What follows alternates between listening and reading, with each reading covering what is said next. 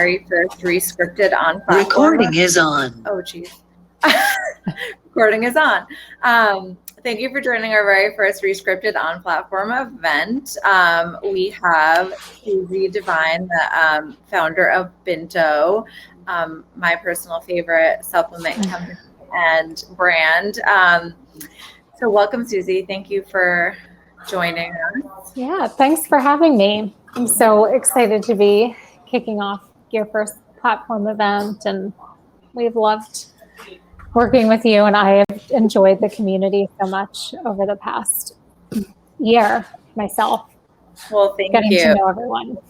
Yeah, maybe we could do some, question threads in the community too after the event, if anyone has any sort of lingering questions after the fact. But we got a lot of great questions from the community, so I guess I'll just jump right in with the first one, which is, do supplement brands matter? If so, what should we look for or stay away from? I know this is a loaded question. The follow-up question is specifically prenatals. Are some really better than others? So maybe you can start talking about prenatals and what people should be looking for. Yeah.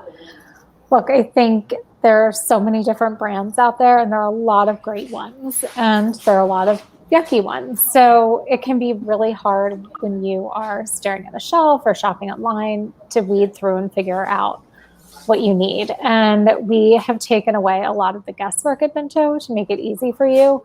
But we also have this really fun series on our Instagram.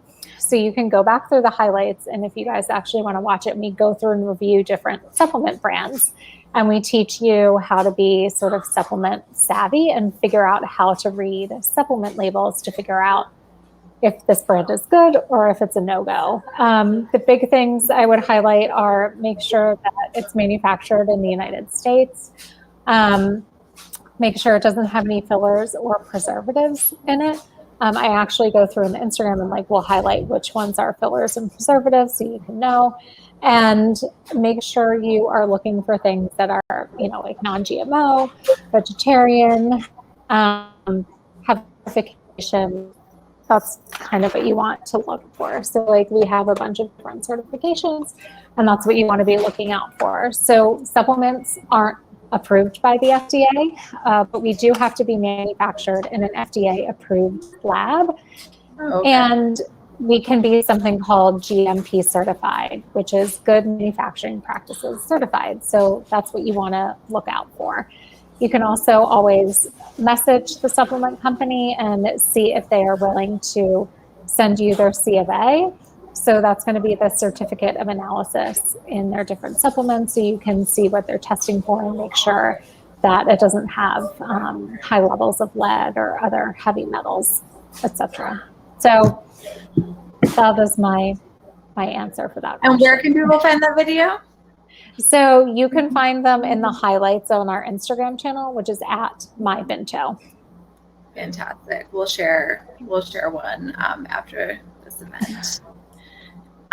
So folic acid or methylfolate? I know that. Yes, it's a loaded question in these days. Okay, it gets a little complicated.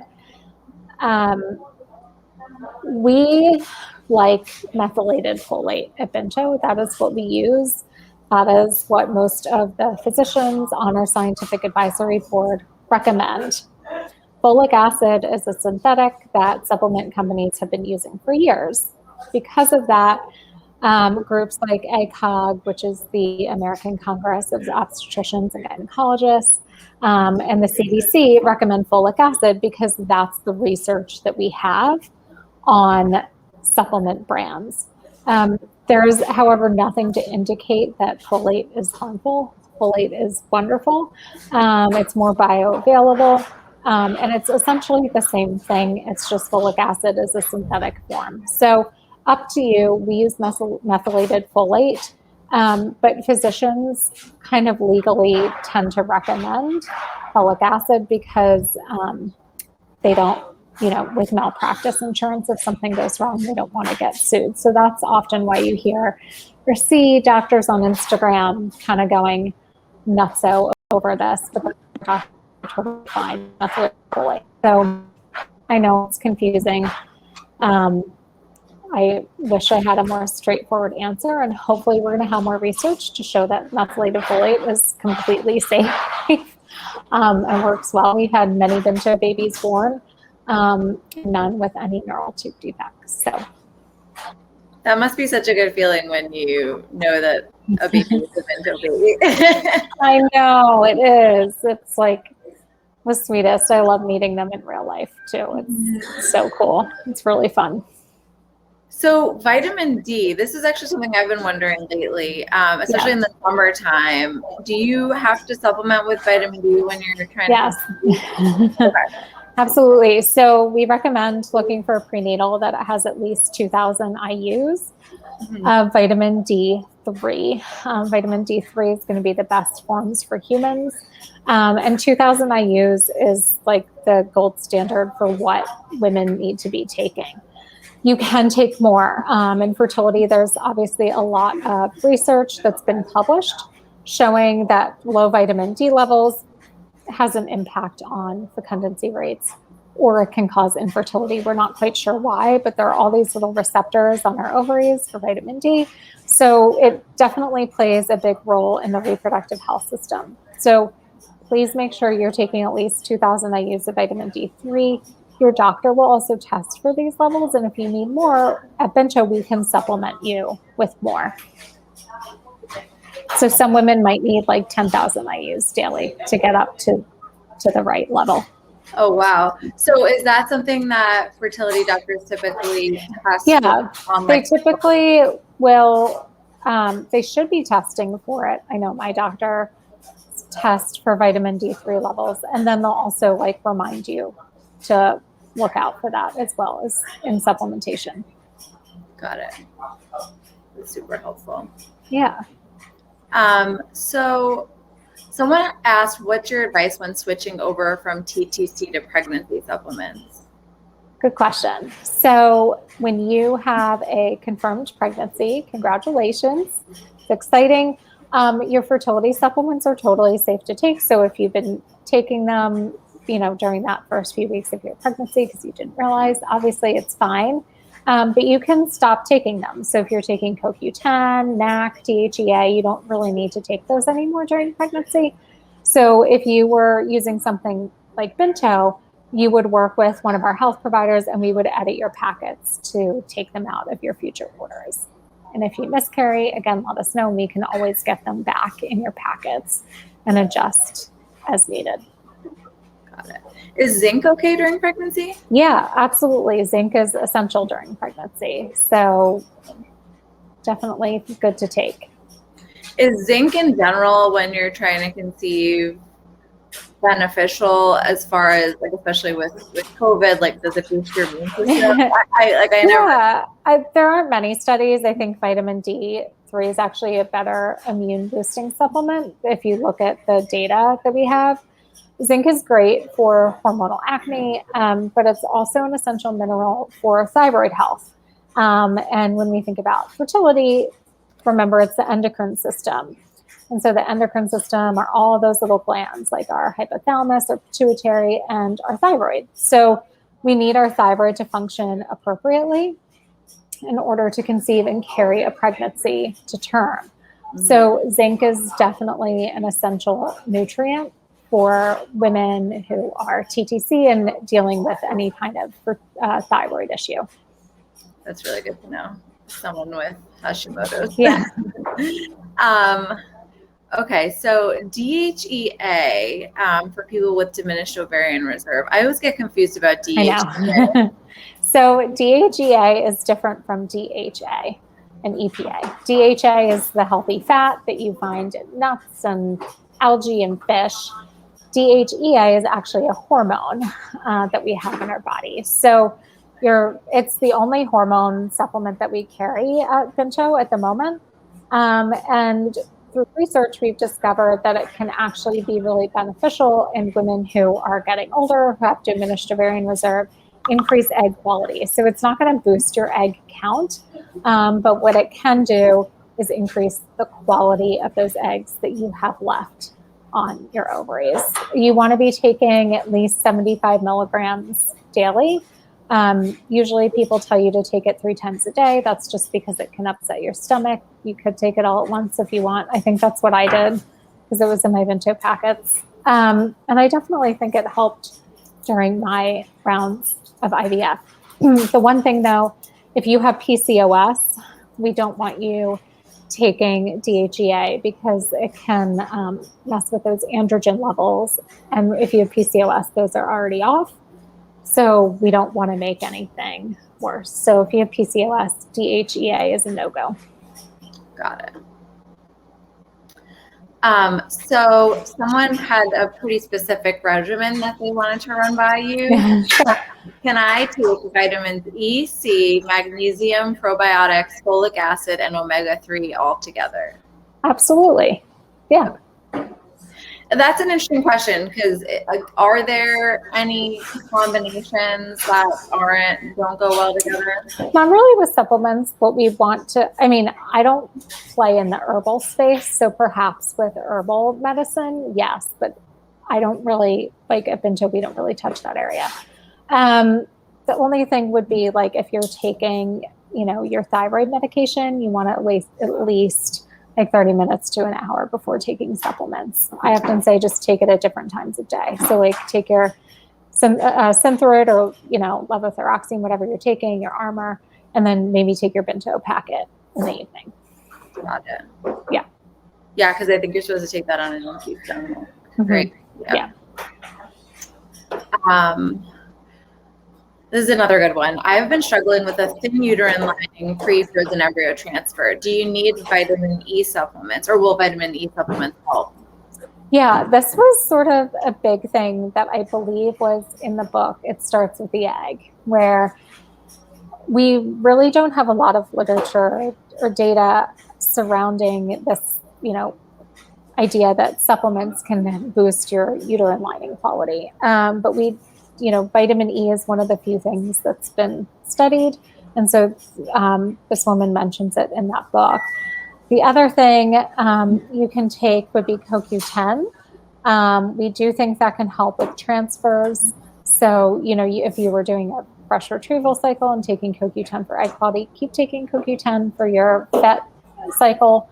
And then DHA, so making sure you're getting healthy fats. That's paramount to your uterine health, and that includes the endometrial lining. And then the last thing might be NAC.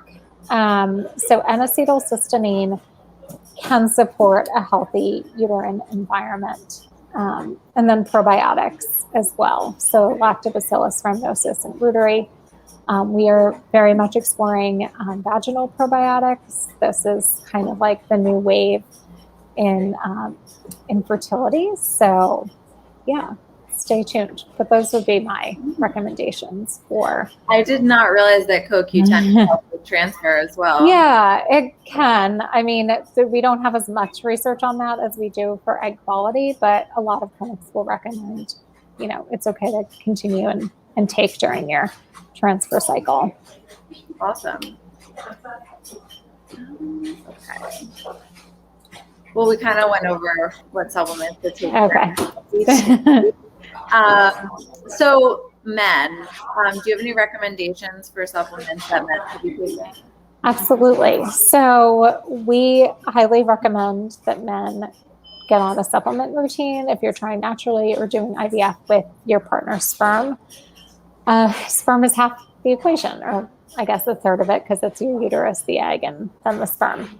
So we really need that sperm to be healthy, and supplements are a great way to boost the quality and motility and even morphology of your partner's sperm. So there is a very expensive supplement that you can get on Amazon called N-acetylcarnite.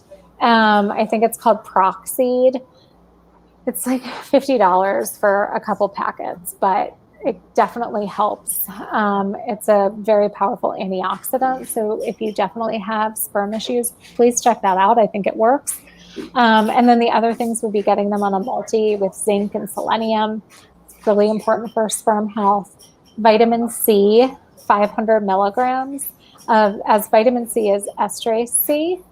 and then CoQ10 and DHA. So CoQ10, like 200 to 400 milligrams is fine.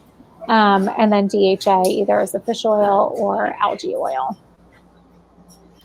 Awesome. Actually, I wanted to come back for a sec on back to It Starts with the Egg, because I do see that book a lot in our community, and I know that a lot of people say that, you know, the amount of money that you would need to spend, like if you took every single supplement that book recommends, like what is your take? Like is less more, like based on your personalized, like is that book personalized? I don't think so. Like I read it and I did some different things. Also at BINTO, we're incredibly affordable. So I think that's why we're such a great option for women who want to get it all. The only thing we don't offer is the melatonin. But other than that, you could get all of those supplements through us and you're going to save yourself a lot of money. Like the vitamin E, I don't think it's necessary to like buy a whole separate supplement. That's already probably in your prenatal vitamins. You're already getting that. You know, I didn't take NAC for my retrieval cycles because I have endo. She recommends it. I just didn't feel like I needed it for the retrieval cycles. So I just used CoQ10 and DHEA. And that's what I did. But yeah, I think if you're looking for cost savings, we're definitely the best option. And, you know, take it with a grain of salt. Look, it worked for her, and she does have a great amount of data to back everything up. And that's what I like about the book. She's an actual scientist, not some random person who just thinks they know everything about fertility. So that I really appreciate being a fertility and IVF nurse. But you know, fertility, like there's not a magic pill. No, I was just curious more because I always see, I haven't read it and I wasn't sure, like I actually just wanted your expert on I think it's a pretty good book. Cool. But yeah, that's what I love about BINTO is that you kind of get everything in one place, which is very helpful, because I think that's the complaint some people have is like they bought all the supplements and it starts with the egg in their entire dressers. I know. And like you're already taking so many shots and pills. Even today, my husband was getting something out of our medicine cabinet in the kitchen. He's like, "Oh my God, when are you finished taking all this stuff?" And I'm like, "Soon." Just I'm like, you don't even have to take it, so stop complaining. I bought taking up too much space. I bought a pill box for the first time. So they're called, and it's like a game changer. Oh, that's nice.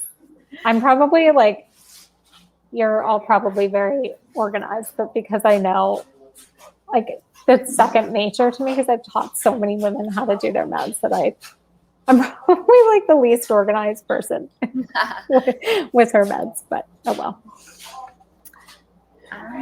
Probiotics. This is a good one. My fertility nurse recommended them, but didn't tell me which strains. Are there any that I shouldn't be taking? Yeah. So I mentioned probiotics a little bit ago, but these are, we're learning so much now about the uterine microbiome and the environment that an embryo goes back into.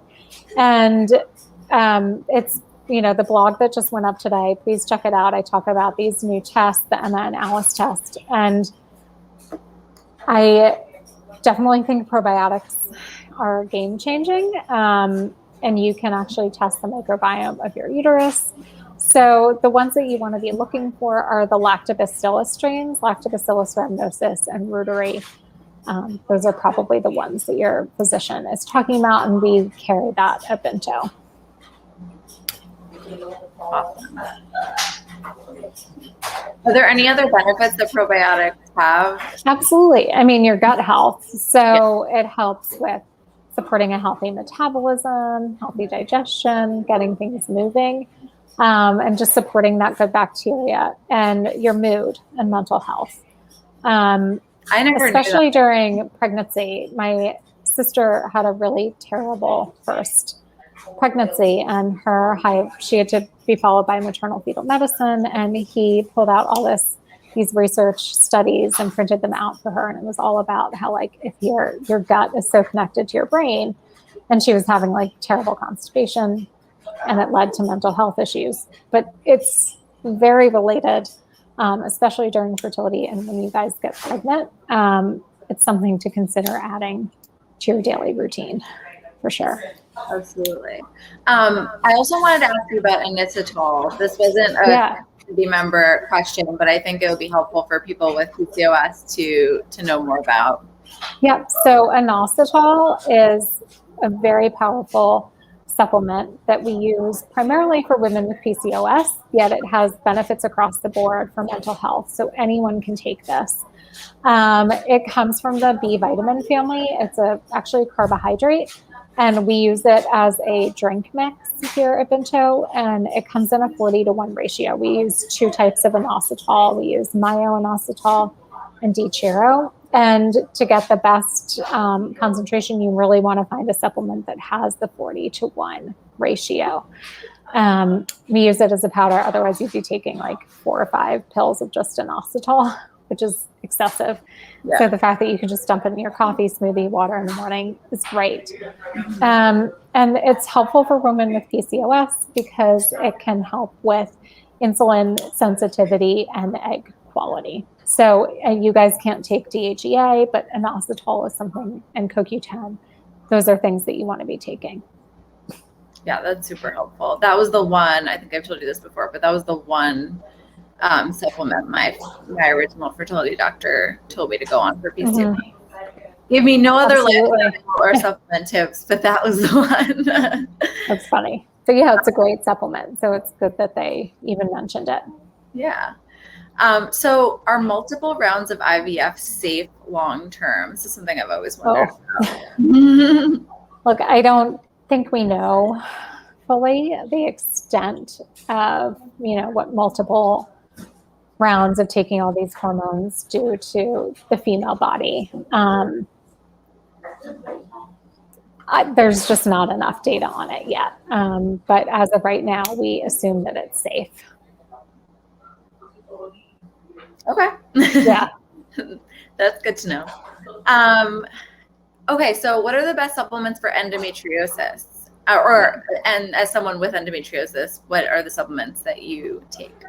Yeah, I take a high dose DHA EPA. So I take 2,400 milligrams of our fish oil. And I think that helps a lot. I also rely on our Glow Down, which is our magnesium drink mix. So magnesium is amazing muscle relaxer and can help calm the body and soothe aches and pains. So that's been really helpful for me. The key is really decreasing inflammation in the body. I think probiotic has been a game changer in my life. With endo, you have a lot of GI issues.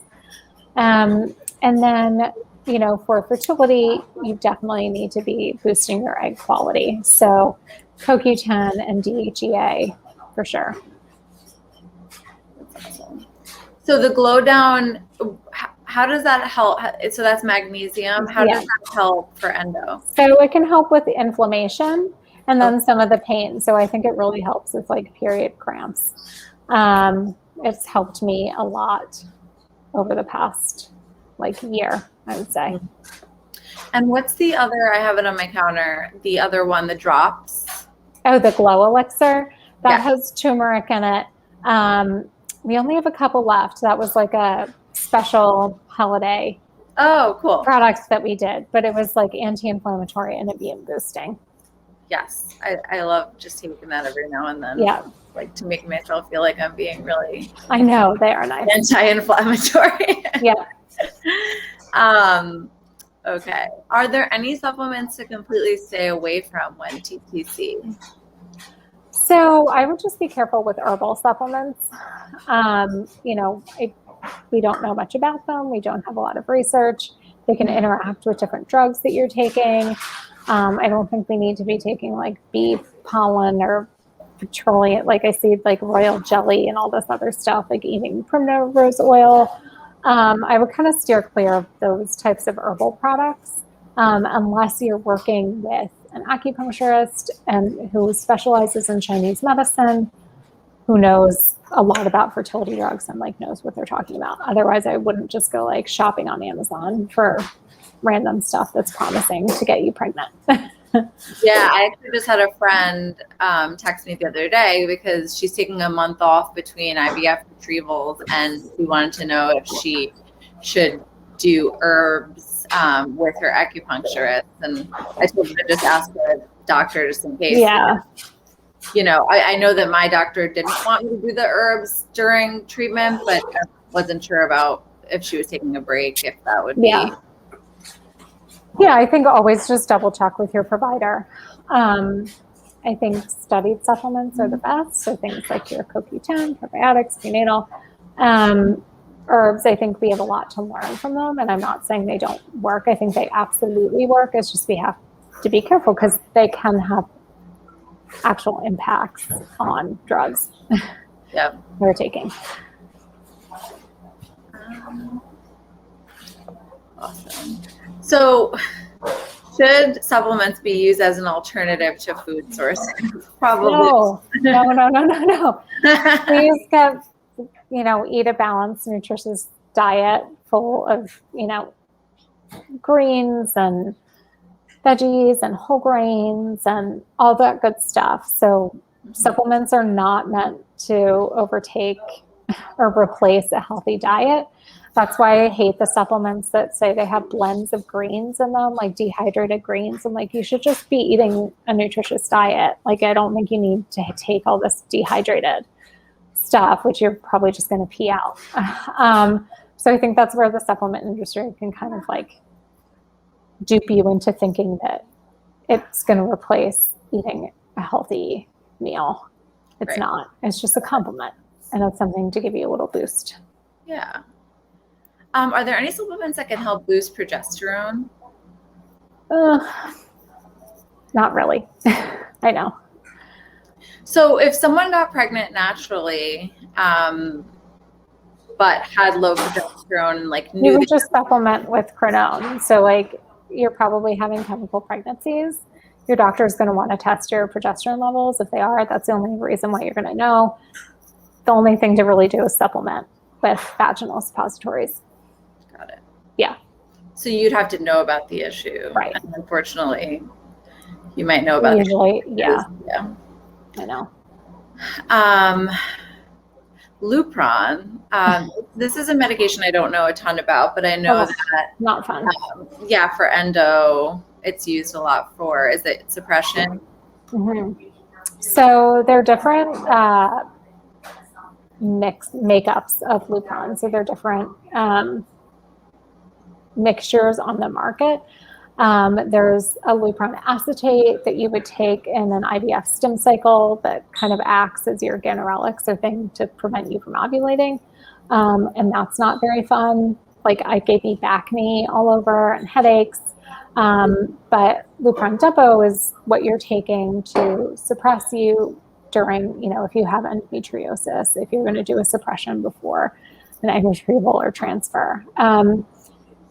It's nasty. It puts you into menopause. It has a lot of mental health side effects as well. So I know some clinics use agestin as another option, alternative to taking Lupron. Got it. Yeah, I think she said that it was causing her severe side effects. So it's good to know about the alternative. So I currently take a prenatal vitamin E, omega-3, and CoQ10. What am I missing?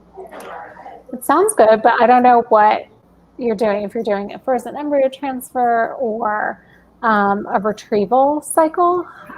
So I would need a little bit more context to answer that question. Got it. Can you take CoQ10 and NAC at the same time? Yeah. Mm-hmm. And then someone else is asking about CoQ10. If taking 600 milligrams of CoQ10, when should I keep taking it until? So if you are going through a frozen embryo transfer, you can keep taking it. And then when you find out you're pregnant, you can stop. If you just did it for a fresh IVF cycle to retrieve your eggs and you don't know when you're going to do a transfer, then you can stop taking it. Kind of depends what's next for you. But with pregnancy, you can stop. Got it. Well, that was everything we had on our end. I mean, it was sort of a hodgepodge of different questions, but I think we got a lot of good information out of it. Yeah, it was good. Is there anything that you want to add? No, I think we covered our bases. It felt good. If any of you have questions, you can, I know on here we might not get any, but if in the feed, if you're watching this and you want to comment with questions, feel free to jump in and ask. Maybe you can post in the community and we can see if anyone has any other questions. Sure. And we'll be posting the video on the community as well. Okay. Awesome. Well, thanks everyone. I hope this is helpful. Absolutely. I think a lot of people are going to come back and watch the recording. So good. I appreciate your time as always. And thank you. have a great rest of your day. Bye everyone. Bye.